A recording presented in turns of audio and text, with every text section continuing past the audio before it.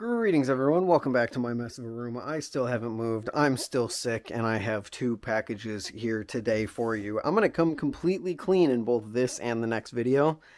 This isn't first impressions. I recorded unboxings for both of these balisongs yesterday, but in my infinite wisdom, actually, no, I'm not even going to blame myself. Sometimes in my camera's infinite glory, it just decides to randomly change one of my settings.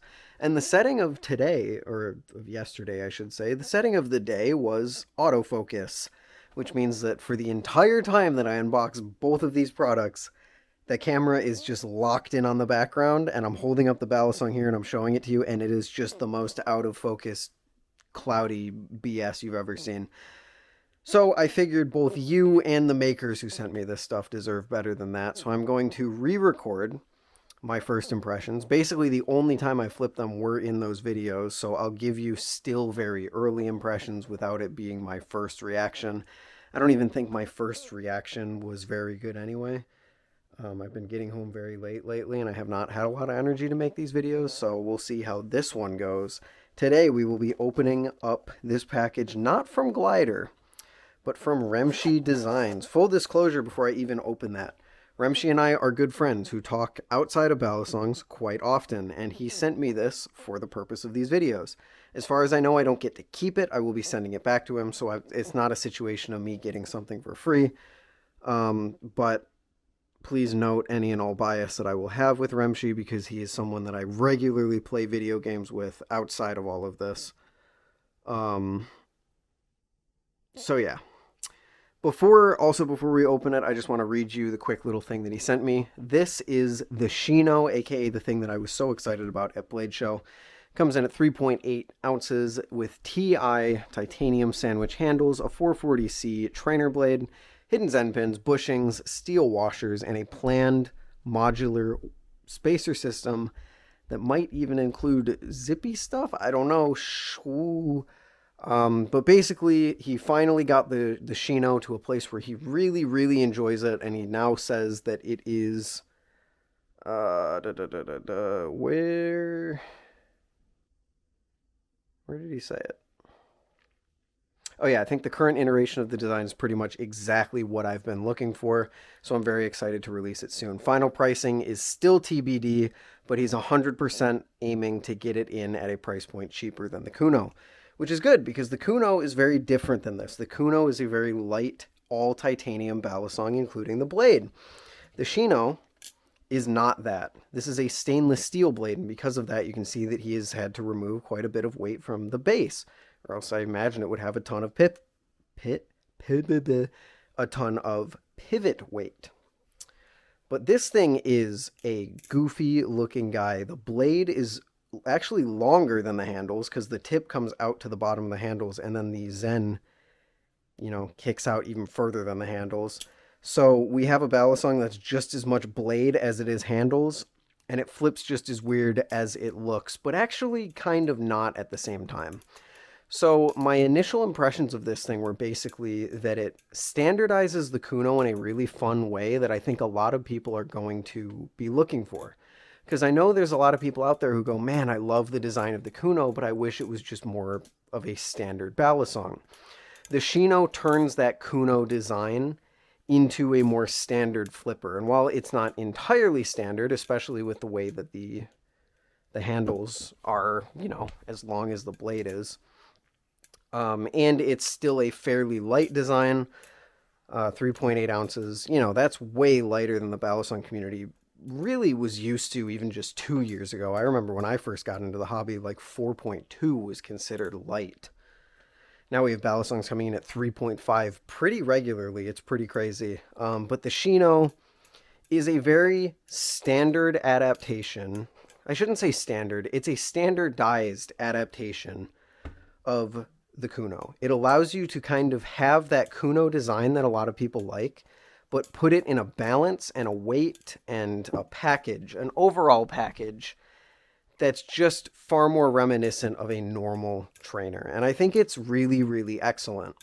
While I do think there is a little weirdness from the fact that the blade is as long as the handle, so there's a little bit of momentum weirdness when it comes to you know, like throw in some rollover or something with the blade being as long as the handles, and then the handles don't seem to carry as much momentum as the blade, whatever. I'm very interested to actually see how my opinions on that develop over the course of time that I spend with the Shino. Um, it is far more standard than something like the Kuno, and I think it's going to be far more appealing to more people, even outside of the planned price point drop. So it just takes the Kuno, puts it into a little bit more of a standard trainer package, and I really enjoy it. Despite looking like it has no tip weight whatsoever, it fans quite nicely. Maybe a tiny bit of lag going into the fan, but it can hold the fan pretty well. It's a fairly flat fan. I don't detect too much handle drag, as Pyro would say. Chaplin's amazingly. Actually, sorry, I shouldn't say Chaplin's amazingly. It's a little loose on the Chaplins. Nothing bad by any means. We're not talking about the Vulpir, but if you go too fast, it will spin out. I haven't had too many issues with it, but you do feel that kind of instability start to creep in as you go a little, as I go a little bit close to what I would normally do for Chaplins and stuff like that on a more handle bias balisong. But if I Chaplin this thing as if it's more neutral or maybe even slightly blade biased, then it works just fine. It's just a slightly slower Chaplin where that instability kind of kicks up if I get a little too crazy with it. And it's just been nice. It rollovers nice. I didn't really expect it to roll over the best, to be totally honest with you, because of the handle length. But yeah, it rollovers fine. It 0Gs very well. It sticks to your fingers really, really well for that thing that I love to do, to really kind of test how well the handle bias is. And even something that I did in the initial impressions video was a reverse Chaplin, because I thought with the instability of the normal Chaplins, I thought it might not be the greatest reverse Chapliner. I find it to be pretty good, actually. I don't really do reverse Chaplins all that much, but I find it to hold much better than I honestly expected it to, so points for that. And the Shino is just a very, very fun, it's a fun flipper. Like I said, it takes that Kuno kind of weirdness, not even weirdness, it takes the Kuno goofiness, it strips away its most goofy aspects, like its weight and its length, and it turns it into something that feels more reminiscent of something like, I don't know, a Vault Pro or something like that. So just, like I said, more standardized. And while the Kuno will always have a place in my heart, and I do love the Kuno for the extreme uniqueness that it offers, I think the Shino so far is keeping its place as my favorite Remshi product. I think this thing's genuinely really good. He's made it less square since Blade Show. I can feel that in this one. It still does feel square. And the tune on this one specifically isn't the greatest, but again, this is a prototype, so I'm sure that will be ironed out before they release. This thing still doesn't even have a planned price because all the details aren't in place. So, you know, we'll get there. The tunes will be better. Everything will be better packaging because this is just a glider box.